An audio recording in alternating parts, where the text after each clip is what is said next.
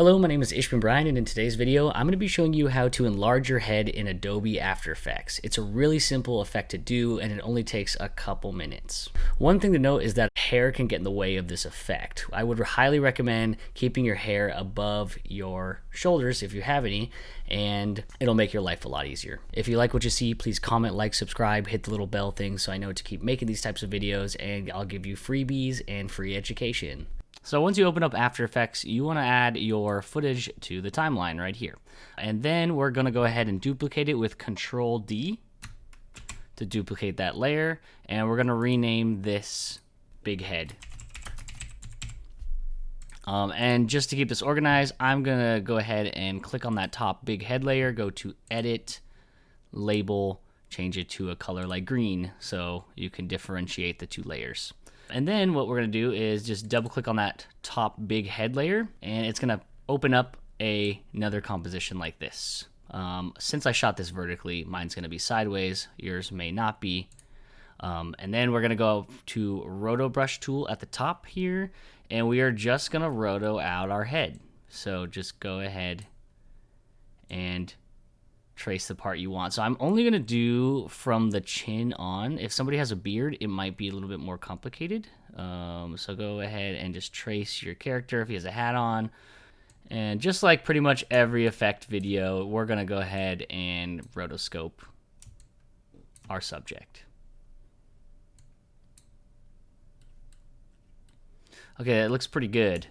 So once you have your layer rotoscoped, at least for one, you're going to go over to the right and you're going to look for preview. So you have this preview tab here. If you don't have the preview tab, go to Windows and look for preview just to turn it on. So once preview is open, there's going to be this next frame arrow. We're going to go ahead and hit next frame just to see if the next frame is following his head.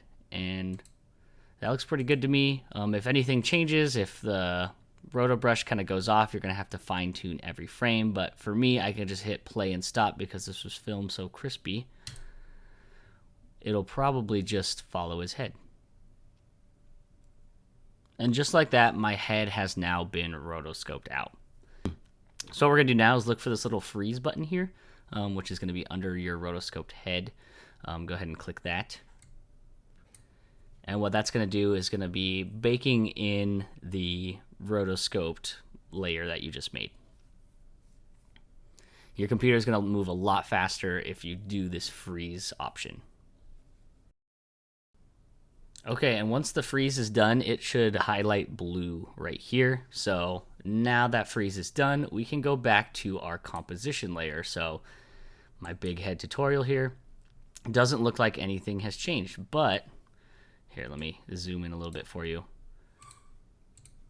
If we zoom into the head and we click on the big head layer, that is now separated from the main footage. So this is where the anchor point is right here. I would recommend putting it in the center of the head. So go ahead and click on the pan behind anchor point tool Y button here. This is an option to move your anchor point. This is going to be the center of that head layer.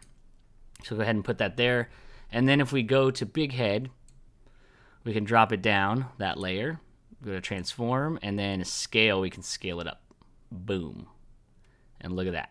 You can decide how big you want your head to be. So if you play it back,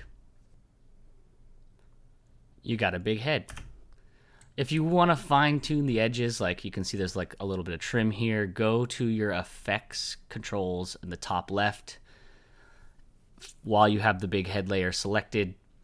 And then you can change the feather, you can change the shift edges. I like to shift the edges just a little bit. I'll go like -8. It should clean up the edges too. You can do this before freezing as well. But the more I shift the edge, you can see I'm cleaning up the edges there. So it cleans up that trim. And that's going to be under effects controls, under Roto Brush Matte. You just shift the edge. I went -92, but it's a much cleaner mask now. If your head does come off of the track at all, feel free to drop down the big head option under transform. You can set a keyframe for position and say the person was walking or anything, you could now move that person's head with them as they walk. Let's just do a little sample. So let's just say like that. Let's say he was walking off screen. Then we could just move it with the person. Thanks for watching my video, everyone. If you like what you saw, please comment, like, subscribe, hit the little bell thing so I know to keep making these types of videos, and tag me in your versions of these. I'd like to see what you've come up with. Thanks.